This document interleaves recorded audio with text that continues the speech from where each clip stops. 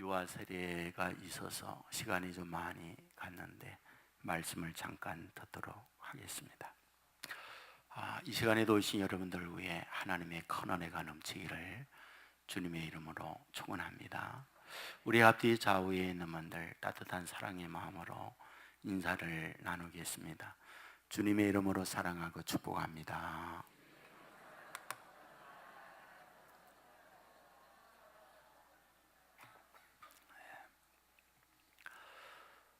95년도에 안식년을 하면서 경험한 이야기를 가끔은 여러분에게 전하게 되는데, 제가 영국에 가면서 새로운 문화, 새로운 환경에서 많은 것들을 느끼는 시간이었다 생각을 합니다.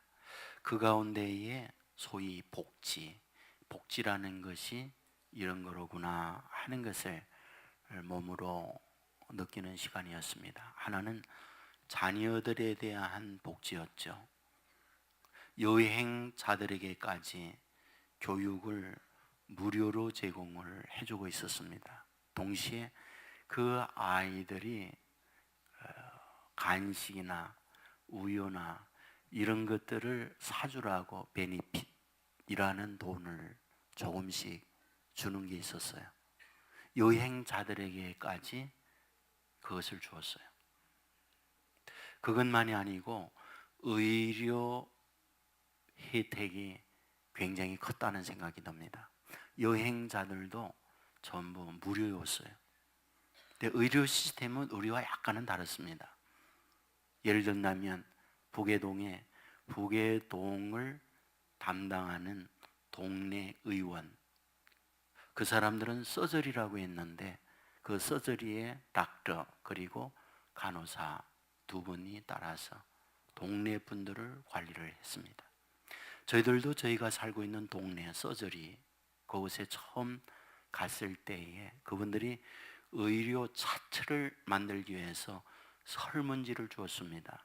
설문 학문이 여러 가지가 많았어요. 그런데 그 가운데 우리와 많이 다르다라는 것을 느꼈던 것은 소위 가족 관계였습니다. 당신의 형제 가운데 어디 아픈 사람 없느냐? 아버지 엄마 가운데 아픈 사람 없느냐? 그리고 아버지 쪽의 형제들 가운데에 아픈 분이 없느냐? 어머니 형제들 가운데에 아픈 분이 없느냐? 소위 가족력에 대한 조사를 참 많이 했어요. 그때에 이분들은 소위 이 유전적 요소를 중요하게 다루고 있구나 라는 것을 알게 됐죠. 사람이 살아간다는 것은 내가 원하든 원치 않든 부모를 닮는 거죠. 어떤 외적 요소만 닮는 게 아니라 다른 어떤 병에 강하기도 하고 약한 소위 DNA를 우리가 담고 태어나는 거죠. 저는 이 부분이 우리의 삶에 있어서 중요한 요소라고 생각해요. 저희 어머니 사촌이 있었어요. 당뇨로 세상 떠났죠. 3남매 자녀가 있었어요. 당뇨로 다 세상을 떠났어요. 어릴 때에 이야기했어요. 저번에는 다 당뇨가 약한 집안이다 라는 이야기를 저는 많이 들었습니다. 소위 선천적이라는 게 있죠. 부모로부터 타고나는 거예요. 오래전에 제가 제주 납읍이라고 하는 조그만 동네 갔어요. 목사님이 그곳에 시골에 목회를 하고 있는데 그곳에 갔을 때 목사님이 안내하면서 동네 소개를 했습니다. 목사님, 이 동네는 조그만 시골 마을인데 놀라운 게 있습니다. 뭔데요? 이 동네에서 사법고시 출신만 15명 이상이 여기서 배출됐습니다. 그 얘기였어요. 여러분, 지금까지 국내에서도 한 명의 사법고시 내지 못한 동네도 많거든요. 그런데 조그만 리인데 거기에서 무려 15명 이상의 사법고시 출신이 있는 거예요. 그게 어찌 된 일입니까? 그랬더니 조선시대 때에 그곳에 유배된 선비가 있었답니다. 그런데 그 유배된 선비의 후손들이 다 머리가 똑똑해서 시험을 봤다며 1등이고 이런 고시의 합격을 이렇게 많이 냈습니다. 그 이야기를 하는 겁니다. 그래서 그때 알았죠. 머리가 타고나야 되는구나. 그걸 그때 알게 된 거죠. 여러분, 사람이 타고나는 거 굉장히 중요해요. 그런데 타고나는 선천적인 것만큼 중요한 것이 후천적인 거예요. 그것을 우리는 경험적 요소라고 얘기해요. 그 경험론자를 이야기할 때는 소위 베이컨을 말하잖아요. 그가 말한 경험론의 대표적 문구, 아는 것이 힘이다, 그 말이죠. 안다라는 게 뭘까요? 타고나는 게 아니에요. 그거는 공부해야 돼요. 후천적 교육을 통해서 알아야 되고 그것이 힘이라고 해요. 그러한 계열, 경험주의자의 계열 가운데에 존 로크라고 하는 사람이 있어요. 이분이 한 말 가운데 이런 말이 있죠. 사람은 다 백지다. 그 백지 위에 어떤 그림을 그리느냐, 그 그림이 그 인생을 결정짓는다. 이런 말을 하고 있는 거죠. 경험이 뭘까요? 바로 어떻게 가르치고 교육을 하느냐, 이게 굉장히 중요해요. 사실 이 말씀을 준비하면서 저 자신도 생각해 보는 거죠. 저는 한 번도 세상에 태어날 때 엄마, 아빠에게 저의 키는 1m 한 80 정도 해주시고, 그리고 몸매는 송중기의 몸매로 좀 닮게 해주시고, 이런 주문을 저는 한 번도 해본 적이 없어요. 그냥 타고나니까 이 모양이었어요. 그리고 저는 한 번도 제가 나이가 들 때에 점잖게 머리가 빠지게 해주십시오, 저는 이런 주문을 한 적이 없어요.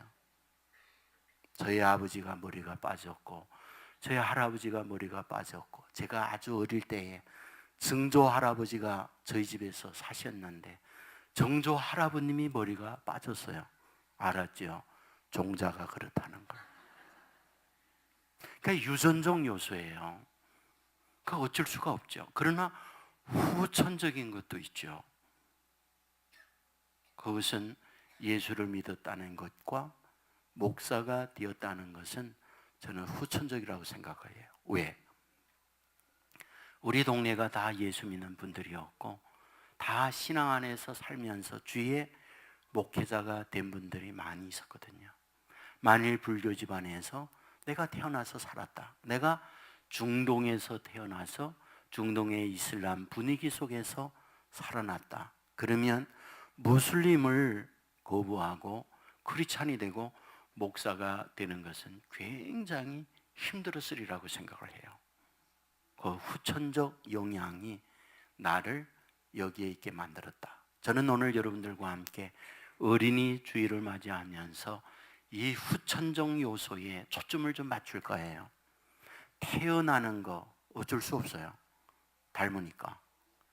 그것은 우리가 이미 타고난 것을 아무리 수리비를 많이 들여서 수리한다 할지라도 내 키가 갑자기 1m 80이 된다든지 또는 내가 슬림하게 날씬해진다든지 그건 어려워요. 하지만 교육이라든지 후천적 경험 요소를 통해서 만드는 건 할 수 있거든요. 저는 오늘 본문을 통해서 그 부분을 보고자 하는 거죠. 본문을 다시 읽어드립니다. 아합이 엘리야가 행한 모든 일과 그가 어떻게 모든 선지자들을 칼로 죽였는지를 이세벨에게 말하니 이세벨이 사신을 엘리야에게 보내어 이르되 내가 내일 이맘때에는 반드시 내 생명을 저 사람들 중 한 사람의 생명과 같게 하리라. 그렇게 하지 아니하면 신들이 내게 벌 위에 벌을 내림이 마땅하니라. 이렇게 기록을 하고 있어요. 말씀의 배경을 잠깐 설명을 드릴게요. 이스라엘에서 벌어진 일이에요. 당시 이스라엘은 나라가 두 동강 났죠. 남쪽을 유다, 북쪽을 이스라엘. 그 북쪽에서 활동하는 선지자가 있었어요. 그 이름 엘리야. 근데 엘리야가 활동하게 될 때 북쪽 이스라엘은 영적 혼란기에 있었어요. 영적 혼란기라는 것은 소위 하나님을 버리고 바알 우상을 국교로 섬기게 된 거죠. 왜 이런 일이 벌어졌을까요? 이세벨 때문에 그런 거죠. 이세벨이 누굽니까? 시돈의 엣바알의 딸이었어요.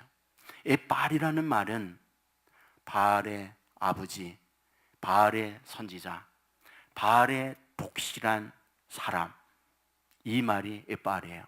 그러니까 그런 아버지 밑에 태어난 이스벨은 어릴 때부터 성장을 하면서 뼛속까지 DNA로 포함되어 있는 것이 바알 우상입니다. 근데 그 바알 우상으로 살던 이 여자가 위 북쪽에 아합이라는 남자에게 시집을 옵니다. 근데 아합은 하나님을 믿는 집안의 자녀입니다. 그런데 이 여인이 자기 남편 아합 왕에게 이야기하죠. 바알을 믿으면 너무 좋다. 바알을 믿으면 복도 받고 인간이 하고 싶은 오만 짓 다 해도 된다. 근데 하나님을 섬기면 얼마나 제약이 많으냐. 하고 싶은 건 못하지. 늘 하나님 앞에 벌 받을까 봐 겁나면서 살아야지. 그러니까 하나님 버리고 바알을 섬기면 너무 좋다. 누이 좋고 매부 좋고 님 보고 뽕 따고 마당 쓸고 동전 줍고 개울 치고 가재 잡고 너무 좋다. 그러니까 바알 섬기자. 그러니까 어떻게 됩니까? 이 아합이 자기 와이프가 이야기하는 말에 바알을 섬기는 거예요. 그리고 백성들 모두가 바알을 섬기도록 명령한 거죠. 하나님은 이와 같은 하나님을 믿는 이 나라를 그대로 둘 수가 없어요. 그러니까 하나님이 손을 대잖아요. 그 손 댄 게 뭡니까? 3년 반 동안 비가 내리지 않게 하는 거예요. 17장 1절에 보면 길르앗에 우구하는 자 중에 디셋 사람 엘리야가 아합에게 말하되 내가 섬기는 이스라엘의 하나님 여호와께서 살아계심을 두고 맹세하노니 내 말이 없으면 수년 동안 비도 이슬도 내리지 아니하리라. 이렇게 말했어요. 그러니까 3년 반 동안 하나님의 채찍으로 비가 내리지 않은 거죠. 근데 하나님이 엘리야에게 찾아가서 뭐라 그러냐? 아합에게 가서 영적 대결을 하자고 해라. 너희가 믿는 바알이 하나님인지 내가 믿는 여호와가 하나님인지 내기를 해라. 하면 싸움을 붙여라. 그리하여 바알을 섬기는 450명의 선지자들을 이 갈멜산이라는 곳으로 불러 모으잖아요. 근데 그 싸움 방법이 뭡니까? 그것은 제단 위에 나무를 쌓아 올려놓고 송아지를 잡아서 구에다 놓고 자기가 믿는 신을 불러서 하늘에서 불이 내려가지고 나무가 타고 재물이 태워지면 그것이 살아있는 신의 증거라고 내기를 한 거예요. 먼저 바알의 450명이 모여서 바알이여 바알이여 소리를 지르고 아우성을 쳤지만은 하늘에서 불이 내리잖아요. 불꽃 하나 튀기지 않아요. 엘리야가 얘기했어요. 너희가 믿는 바알 잠자나 보다. 좀 흔들어 깨워라. 그러면서 자기의 몸을 상하게 하고 피를 흘리면서 바알 신을 부르지만 바알 신은 우상이니까 죽은 신이니까 오지 않죠. 저녁 때가 됐어요. 결국 손을 들고 말죠. 이번에 엘리야 차례입니다. 엘리야는 어떻게 하느냐? 역시 나무단을 쌓고 거기에 송아지를 놓고 그 주위에 깊은 도랑을 팠어요.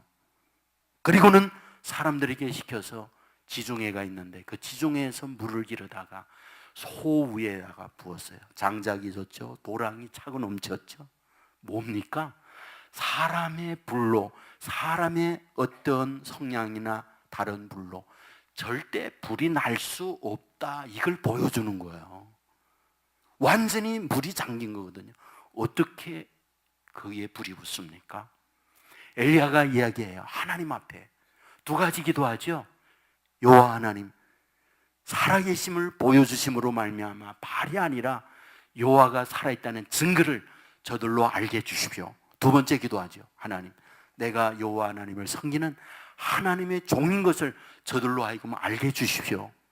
이게 웬일입니까? 하늘에서 불이 내리는데 순식간에 도랑의 불을 다 말리오죠. 그리고 젖은 나무 완전히 태워버리죠. 재물을 하나님이 홈양해버리고 말죠. 무슨 뜻이죠?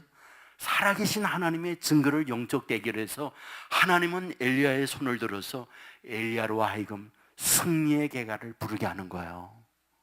그것만인가요? 하나님 앞에 기도했더니 3년 반 동안 하늘문이 닫혀서 비가 내리지 않았잖아요. 그 비가 쏟아지면서 메마른 대지를 적시게 만든 거예요. 여기에서 하나님은 살아계시다. 여기에서 하나님은 우주 만물을 창조하시고 창조된 모든 것을 조장하고 섭리하는 분이다 라는 것을 증명해 줘요. 이것을 보고 백성들이 아우성을 치죠. 우리가 지금까지 왕에게 속았다. 죽은 신을 섬기면서 복받고 또한 인간의 모든 쾌락을 즐기면서 산다고 하더니 이런 썩어질 신을 섬기도록 유혹한 저 제사장들 죽여야 된다. 450명을 백성들이 몰려들어서 몰매를 들어 죽게 만듭니다. 여러분, 이때 아합은 정말 정신없이 달려들어가 자기 아내에게 갔잖아요. 그리하여 아내에게 한 말, 그게 바로 오늘 본문의 말씀이었잖아요. 아합이 뭐라고 그럽니까? 1절 말씀에 보면은 이렇게 기록하죠. 엘리야가 행한 모든 일과 그가 어떻게 모든 선지자를 칼로 죽였는지를 이세벨에게 말하니, 자기 아내에게 말했다는 거예요. 그렇다면 어떻습니까? 아합이나 이세벨이나 우리가 지금까지 속았구나, 바알은 죽은 신이구나, 여호와가 살아있구나, 이 바알을 버리고 우리 모두가 오늘부터 여호와 하나님을 믿는다, 하나님이 살아있다, 그래야 되잖아요. 여러분, 동시에 엘리야 마음속에 갖는 소망이 뭐겠습니까? 여러분, 하나님이 이렇게 살아있고 바알을 섬기는 저 백성들에게 살아계신 하나님을 증명을 해 주었으니까 모든 바알단을 다 헐어버리고 여호와 하나님을 섬기는 백성으로 만들어야 되겠다. 이런 대대적 종교 계획에 대한 꿈, 이런 희망이 엘리야에게 갖고 있는 게 아니겠습니까? 특별히 이세벨은 손을 들고 천부의 어지없어서 손 들고 옵니다. 주님, 이제 나를 박대하면 난 갈 데가 없습니다. 그렇게 굴복해야 되잖아요. 그런데 오늘 2절 말씀에 어떻게 기록합니까? 이세벨이 사신을 엘리야에게 보내어 이르되 내가 내일 이맘때에는 반드시 내 생명을 저 사람들 중 한 사람의 생명과 같게 하리라. 그렇게 하지 아니하면 신들이 내게 벌 위에 벌을 내림이 마땅하니라. 이렇게 기록하고 있는 거예요. 세상에 어찌 이런 일이 일어나는 겁니까? 더 악해졌어요. 더 잔인해졌어요. 만일에 저 엘리야의 목을 치지 아니하면 신들이 나에게 벌 위에 벌이 내림이 마땅하다. 이것을 사신을 엘리야에게 보내서 이야기를 한 거예요. 여러분, 엘리야의 마음에는 흥분되어 있잖아요. 살아계신 하나님의 증거를 왕 앞에, 백성 앞에 보여주었고 이제 하나님의 역사로 말미암아 이 나라는 하나님께로 돌아온다. 엘리야 선지자의 마음속에 이런 꿈이 있잖아요. 그런데 전혀 이런 꿈과는 반대적 일이 벌어진 겁니다. 이세벨이 더 독해졌어요. 그리고 이번에는 엘리야의 목을 치겠다는 거죠. 군대를 동원하고 모든 것을 다 동원해. 만일 저의 목을 치지 아니한다면 세상의 모든 신들이 벌 위에 벌을 내리게 마땅하다라고 그 얘기를 하는 거예요. 여러분, 이 이야기를 들었던 엘리야 어땠을까요? 이런 말을 들었던 엘리야 어땠을까요? 여러분, 하나님께서 함께한다. 감히 그런 말 앞에 내가 흔들 줄 아느냐? 이런 당당함이 있어야 되는 거 아닌가요? 그런데 3절 말씀에 보면 그가 이 형편을 보고 일어나 자기 생명을 위해 도망하여. 무슨 말일까요? 어제 놀라운 기적과 능력을 보았는데 오늘 사신을 통해서 너의 목을 이세벨이 친단다. 만일 너의 목을 치지 아니하면 이세벨이 장담해서 모든 신들의 벌이 자기에게 내리되 또 다른 벌이 내리기를 원한다고 해서 반드시 내 목을 칠 거야. 군사력이 있어요. 이 여인은 한다면 하는 여인이에요. 여러분, 이 말을 들었던 엘리야, 어떤 일이 벌어집니까? 오늘 말씀 그대로 일어나 도망자가 되었다라고 말하고 있어요. 무슨 뜻이죠? 하나님의 기술과 능력을 경험했던 하나님의 사람이었는데 정작 자신에게 자신의 생명을 노린다는 그런 말을 했을 때 그의 꿈, 그의 길에 이 모든 것이 다 무너져 내리고 36개 출행량을 하고 있다는 거예요. 무슨 말입니까? 어제는 승리한 장수의 모습이었어요. 그러나 오늘은 그 말 한마디에 모든 전쟁에 패전한 패잔병과 같은 존재가 된 거예요. 어제는 의기당당했어요. 그러나 오늘은 물에 빠진 생쥐와 같은 모습으로 주눅든 의기소침한 존재가 되어서 도망자가 되어진 상황이 되어졌다. 이것을 보여주고 있는 말씀이죠. 여러분, 그런데 그는 어떻게 얘기합니까? 도망자가 되어서 너무너무 국경을 놓고 뛴 나머지 지쳐서 털썩 주저앉아서 외치고 있죠. 하나님, 차라리 내 생명을 거두가 주옵소서. 어제 놀라운 기술과 능력을 경험했던 하나님의 사람 엘리야가 한낱 이세벨이라고 하는 바알을 섬기는 여인으로부터 내 목을 치겠다는 말을 듣고 하나님 앞에 절규하면서 얘기하는 거예요. 내 생명 거두가 달라고. 이나만 하면 되니까. 그러면 쓰러져서 잠이 들었어요. 여러분, 그런데 5절 말씀에 보면 뭐라고 말하는지 아세요? 오로된 나무 아래에 누워 자더니 천사가 그를 어루만지며 그에게 이르되 일어나서 먹으라. 어루만지며 그에게 말을 해요. 일어나서 먹으라. 여기에서 어루만짐이 뭘까요? 그런 마음에 상처를 가진 거예요. 좌절과 실망을 갖고 있는 거예요. 하나님, 이와 같이 능력 있게 나에게 임하였던 하나님, 저 여인 하나 감동을 주어서 주님께로 돌아오지 못하고 더 악하게 나를 죽이겠다고 달려들게 만듭니까? 나는 더 이상 내 나라에 살 수가 없습니다. 누가 나를 도와줍니까? 나는 혼자입니다. 그는 좌절 속에 쓰러진 거잖아요. 근데 하나님은 오셔서 어루만져 줘요. 그리고 일어나게 만들고 있어요. 여기에서 우리에게 굉장히 중요한 메시지가 있는 거예요. 여기에 먹여준다는 것, 일어나서 먹으라고 하는 것, 음식에, 그러나 이 음식은 단순한 음식이 아니었어요. 하나님의 말씀이었어요. 그 말씀을 엘리야에게 먹여주고 있는 거예요. 자, 그렇다면 우리는 여기에서 무엇을 발견할 수 있는 걸까요? 여러분, 하나님께서 능력과 기적으로 주의 백성들에게 임해요. 그런데 세상을 이기고 세상을 극복해 나가는 힘은 하나님의 기적 능력 가지고 안 된다는 거예요. 뭘로? 하나님의 말씀 이래야 된다는 걸 보여주는 말씀이라는 거예요.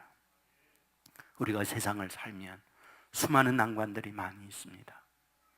이런 난관들을 이겨나가는데 능력의 힘으로 이겨나가야죠. 그러나 그 무엇보다 더 중요한 것이 있다면 하나님의 말씀이 에너지가 되고 말씀이 능력이 되어 말씀으로 이길 수 있다는 사실 믿으시기를 주의 이름으로 축원합니다.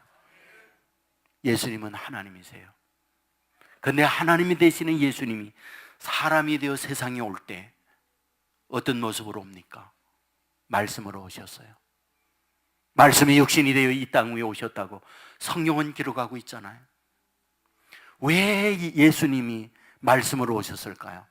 세상을 살리는 한 말씀이래야 사니까 말씀으로 오셨다는 증거예요. 예수님께서 오셔서 활동할 때에 예수님의 활동의 모습들을 보십시오. 늘 말씀하시잖아요. 누가복음 5장에 보면 밤이 맞도록 그물 던지며 고기 잡기 위하여 수고했던 시몬이라는 사람이 있었어요. 한 마리의 고기도 잡지 못했어요. 사업에 실패했다는 말이에요. 모든 수고에 헛삽질이요 헛꿈을찌리여 헛속으로 했다는 그 말이에요. 이 말은 시르에 빠졌다는 말이에요. 모든 걸 정리하고 있어요. 그때의 새벽녘 예수님께서 그곳에 오셨잖아요. 묻습니다. 잡은 것이 있느냐? 없습니다. 모든 것을 끝내고 집으로 돌아가야 할 파장의 그 시간에 예수님은 얘기해요. 깊은 데 가서 그물을 던지라. 이 말을 들었던 시몬이 하는 말이 있죠. 밤이 맞도록 그물을 던지며 잡은 것이 없지만은 말씀에 의지하여 그물을 내리이다. 말씀에 의지하여 그물을 내리이다. 말씀에 의지하여 그물을 내렸을 때 어떤 일이 벌어집니까? 잡은 것이 힘이 많아 그물이 찢어져서 자기의 동물을 오라 하여 2배의 만선의 축복을 경험하도록 만들고 있다고 말씀하고 있잖아요. 무엇을 뜻하는 걸까요? 밤이 맞도록 수고했지만 잡은 것이 없는 시르의 절망의 찬이에게 깊은 데 그물을 던지라. 일어나게 하는 거예요. 움직이게 하는 거예요. 무엇이? 말씀이. 무엇이? 말씀의 능력으로 기적을 경험하도록 만들고 있더라 그 말이에요. 곧 말씀이 주저앉은 그를 일어나게 만들어요. 실패하고 있는 그에게 소망을 주는 게 말씀이었다는 거예요. 누가복음 5장도 누가복음 7장도 마찬가지예요. 거기에 한 동네에 과부가 있었어요. 남편이 세상을 떠났죠. 한 아들이 있었습니다. 이 여인에게 소망은 아들이에요. 그 아들을 키워서 아들을 장성하게 하여 성종하게 만들고 지난날의 힘들고 어려움을 그 아들로 인하여 보상을 받고자 하는 게 이 과부의 소원이었죠. 아들을 위하여 울었고 아들을 위하여 정성을 쏟았고 아들을 위하여 모든 걸 투자했어요. 그러나 이 여인의 기대와 다른 일이 벌어졌죠. 갑자기 세상을 떠난 겁니다. 땅을 치며 통곡했어요. 그러나 죽은 아들은 살아나지 않았어요. 동네 사람들이 다 알았어요. 모두가 함께 이 슬픔을 나누면서 장례를 치르게 됩니다. 상여가 나가고 있어요. 동네는 모두가 동원이 돼서 통곡의 바다로 울고 있습니다. 이렇게 억울한 일이 있나? 이 여인에게 희망은 그 아들이었는데 그 아들을 무참하게 하나님이 데려가다니. 그런데 예수님께서 그 길로 오시다가 장례 행렬을 봅니다. 그때 먼저 여인에게 뭐라고 예수님께서 말씀하고 있는지 아세요? 누가복음 7장 13절 이하에 보면 주께서 과부를 보시고 불쌍히 여기사 울지 말라 하시고 가까이 가서 그 관에 손을 대시니 맨자들이 서는지라. 예수께서 이르시되 청년아 내가 네게 말하노니 일어나라 라고 말씀을 합니다. 여기에서 말씀하고 있죠. 먼저 여인에게는 울지 말라 말씀을 합니다. 그리고 누워 장례를 치르고 있는 시신이 된 청년을 향하여는 일어나라 말씀을 합니다. 말씀으로 위로, 말씀으로 일으키는 축복을 주신다고 하는 걸 보여주고 있는 게 아닙니까? 여러분, 우리의 아이들을 키움에 있어서 후천적 교육이 중요해요. 그런데 어떤 교육, 그거보다 더 중요한 것은 부모의 말입니다. 부모의 말 가운데서도 어떤 말? 하나님의 말씀에 근거한 말을 하는 것. 이것이 그 아이들의 앞날을 결정짓는 중요한 출발이 된다는 것, 어른된 저와 여러분 명심할 수 있기를 주의 이름으로 축원합니다. 19세기 초에 미국의 세계적인 화가 가운데 벤자민 웨스트라는 사람이 있어요. 그가 세계적인 화가로 활동을 하고 있는데 자기의 어린 시절에 대한 고백을 그의 자서전에 쓰고 있어요. 뭐라고 쓰고 있느냐? 자기가 학교 입학하기 전 누이 동생과 함께 어머님, 아버님이 안 계실 때 놀면서 물감을 갖다가 그림을 그린다고 하면서 바닥이며 벽면이며 온 난장판을 만들었다는 거예요. 아버지 어머님이 돌아왔어요. 이 모습을 보았고 혼이 나고 매질을 당했구나 떨고 있는데 엄마 아빠로부터 전혀 다른 이야기를 듣습니다. 벤자민아, 너에게는 미술의 화가적 기질이 있구나. 놀 수 있는 게 굉장히 많지 않니? 근데 왜 하필이면 물감을 갖고 붓을 가지고 벽면의 바닥에 온 난장판을 칠했니? 그것은 미술적 재능이 너에게 있다는 말이야. 자기는 그 어린 시절 혼나야 할 그때에 그 말을 들었던 게 잊혀지지 않는데요. 아, 나에게 미술적 재능이 있구나. 그 말을 생각하면서 열심히 그림을 그려서 오늘 자기가 있게 되었다. 이 고백이에요. 여러분, 잭 웰치라는 사람 잘 알죠? 지의 CEO를 지낸 분. 그분이 쓴 책 가운데 끝없는 도전과 용기라는 책이 있어요. 자기의 어린 시절의 기록이 나와요. 자기는 말 더듬이였답니다. 친구들과 놀며 놀림 받습니다. 학교에 가서 말 더듬이로 놀림을 받습니다. 학교 가기 싫어요. 친구들과 어울리기 싫어요. 자기가 말 더듬인 것 자기 자신이 싫어요. 어느 날 엄마가 웰치에게 얘기했어요. 웰치야, 너 잊지 마라. 너는 천재야. 내 머리는 너무 빠르게 돌아가는데 내 입술이 빠르게 돌아가는 그 머리를 따라갈 수가 없어서 내가 말 더듬고 있는 거야. 너는 말 더듬이가 아니야. 너는 천재적 머리가 가지고 있는 거고 입술이 따라오지 않는 것 뿐이야. 웰치는 어릴 때 어머님의 그 말을 듣는 거야. 자기의 생각에 나는 천재구나. 입술이 따라주지 않는 것 뿐이로구나. 그 위로를 받으며 그는 컸어요. 여러분, 그는 세계적인 명문대학을 졸업한 사람은 아니에요. 일리노이 주립대학을 졸업했습니다. 최고의 과를 간 것도 아니에요. 누구나 쉽게 갈 수 있는 과를 졸업했어요. 하지만 그의 마음속에 자기의 인생을 늘 주장하게 만들었던 것, 그것은 나는 천재다. 이 생각이 그의 인생을 끌어갔어요. 화가가 된 사람이 있었어요. 그도 자기의 어린 시절을 얘기합니다. 초등학교 입학 1학년 때 갔을 때 미술 시간에 그림을 그렸다는 거죠. 그런데 그 그림은 인디안이 거하는 천막을 그린 거예요. 그걸 붉은 크레파스로 붉게 그렸어요. 선생님이 지나가면서 얘기했어요. 사람 사는 곳이 아니라 귀신 나올 것 같다. 이게 무슨 그림이냐? 책망을 했어요. 2학년이 됐습니다. 이 아이는 트라우마가 있습니다. 나는 그림을 그리지 못하는 아이구나. 그리고 아무 그림도 그리지 아니하 가만히 앉아 있었어요. 끝나갈 시간, 선생님이 지나가면서 이 아이의 그림을 이렇게 보고는 얘기했어요. 얘야, 흰눈이 대지를 덮었구나. 흰눈이 대지를 하얗게 덮었구나. 그 이야기를 그 아이에게 해준 거예요. 이 말을 들었던 이 아이는 감동의 눈물을 흘린 거죠. 하나도 그리지 않은 백지의 도화지를 보면서 흰눈이 덮였다고 얘기를 해주니까 그는 위로가 됐어요. 나도 그림을 그려야겠다. 그리고는 그림을 그리기 시작한 그가 화가가 되었다는 고백이었어요. 사람의 위로의 말, 소망의 말도 사람을 살려요.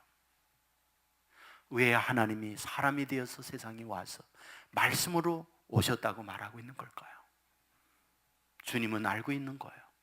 세상의 수많은 말들은 상처, 좌절, 그리고 비교 속에서 열등감, 늘 이런 것 속에서 살기 힘들다는 건 아는 거예요.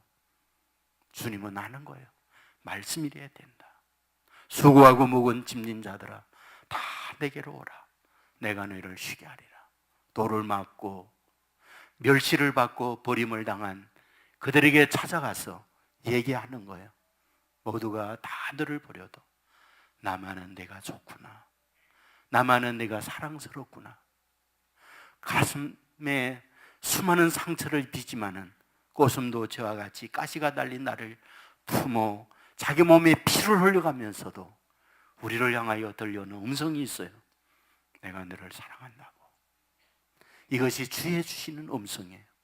이 말씀을 우리가 듣고 말씀이 저와 여러분을 주장하고 말씀이 다스리게 된다고 한다면 말씀대로 되는 복이 우리 안에 임하게 되는 줄 믿습니다.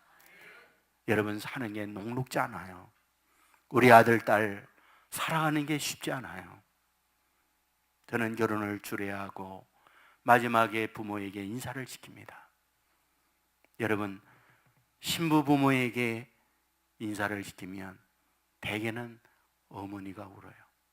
근데 가끔은 아버지가 우는 분들도 있어요. 어제는 아버지가 그렇게 우시더라고요. 왜 울까요? 저는 주례를 이렇게 서면서 우는 모습을 보면서 많은 것들이 제 안에 다가와요. 부모님은 아는 거죠. 사는 것이 이렇게 노릇하지 않다는 걸 아는 거지요. 가서 남편과 살고 세계 식구들과 살고 때로 속상하고 친정에서 사랑을 입던 것과 다르게 그곳에 다른 문화에서 살아가게 될 때 많이 힘들겠구나. 아빠 엄마는 딸을 보내면서 아는 거지요. 우리는 알아요. 우리 아들 딸이 세상에 태어나서 지금 성장하고 있죠. 가야 할 길이 어떤가를 우리는 알고 있어요. 경쟁에 있어서 공부도 잘해야지. 머리가 따라줘야 하는데 아빠 엄마를 닮아서 따라주진 못하고 속상하기도 하고, 많은 돈이 있어서 아이들에게 좋은 길로 인도해 준다면 좋겠구만. 그러지도 못하지. 여러분, 대학을 졸업한다고 끝인가요? 직장을 가기 위해 경쟁해야죠. 직장을 간다고 끝인가요? 결혼을 해야죠. 결혼해서 보내면 끝인가요? 헤어지지 말고 잘 살아야지. 그런 마음을 보면서 아이들의 앞날이 늘 걱정스러운 게 우리 부모인 거죠. 아이들에게 뭘 주기를 원합니까? 어떤 걸 주기를 원합니까? 저는 여러분에게 부탁하는 게 있어요. 말씀을 주십시오. 하나님의 말씀을 주십시오. 말씀은 에너지입니다. 주저앉은 이들에게 일어나게 하는 하나님의 에너지예요. 말씀은 길입니다. 어디로 가야 할까? 그 말씀은 가야 할 길을 가르쳐주는 길이에요. 말씀이 뭘까요? 빛이에요. 캄캄한 세상에 어디로 가야 할지 그 밝은 빛을 보는 게 말씀이에요. 우리 아이들에게 정말 말씀을 가르치고 말씀을 양육한다고 한다면 수많은 넘어야 할 산들, 인생의 수많은 풀어야 할 것들 넉넉히 이길 수 있는 지혜, 말씀으로 힘을 얻고 극복해낼 수 있는 하나님의 아들, 딸로 만들어 주실 줄 믿습니다. 그러므로 오늘 저와 여러분이 말씀에 충만하고 그 말씀으로 아이들을 후천적으로 가르치고, 그리하여 저와 여러분의 아들, 딸들 정말 세상에 누구에게나 사랑을 입고 하나님의 축복으로 말씀대로 되는 은혜의 역사를 경험받는 이 은혜가 저와 여러분의 우리 아들들 가운데 임할 수 있기를 주의 이름으로 축원합니다. 우리 모두 자리에서 일어나겠습니다.